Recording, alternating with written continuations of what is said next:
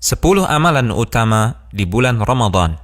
Pertama, melakukan ibadah puasa. Rasulullah SAW bersabda yang artinya, barang siapa yang berpuasa Ramadan dengan penuh keimanan dan mengharapkan pahala, maka akan diampuni dosanya yang telah lalu.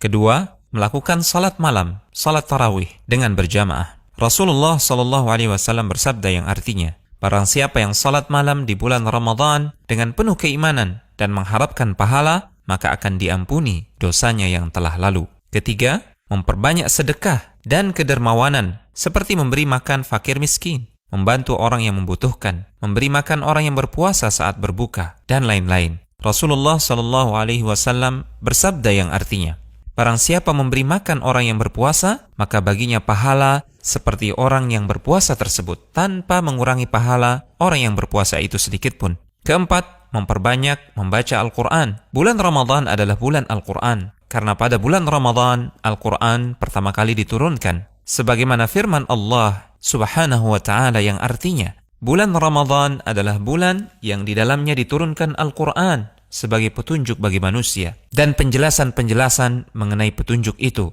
serta pembeda antara yang hak dan yang batil. Kelima, melaksanakan ibadah umrah. Rasulullah SAW bersabda yang artinya, umrah pada bulan Ramadan sama pahalanya seperti melakukan haji. Keenam, melakukan i'tikaf di masjid. Dari Aisyah radhiyallahu taala anha, beliau mengisahkan, sesungguhnya Rasulullah SAW melakukan i'tikaf di 10 hari terakhir Ramadan hingga Allah Subhanahu wa taala mewafatkan beliau. Kemudian para istri beliau sepeninggal beliau juga melakukan i'tikaf.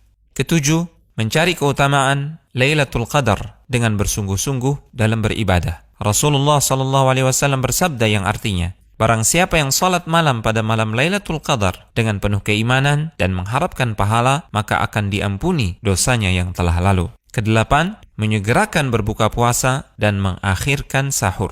Rasulullah SAW bersabda yang artinya, senantiasa manusia dalam keadaan baik selama mereka menyegerakan berbuka. Rasulullah SAW juga bersabda, lakukanlah santap sahur, karena dalam santap sahur terdapat keberkahan. 9. Memperbanyak zikir, doa, dan istighfar. Rasulullah SAW bersabda yang artinya, sesungguhnya orang yang berpuasa ketika ia berbuka, doanya tidak akan ditolak. 10. Membayar zakat fitrah. Dari Ibnu Abbas radhiyallahu ta'ala anhuma, beliau berkata, Rasulullah SAW mewajibkan zakat fitrah untuk mensucikan orang-orang yang berpuasa dari kesia-siaan dan kata-kata yang keji, dan juga untuk memberi makan fakir miskin. Barang siapa yang menunaikannya sebelum salat hari raya, maka zakatnya diterima, dan barang siapa yang menunaikannya setelah salat, maka itu hanyalah sedekah di antara sedekah biasa. Al-Hujjah.com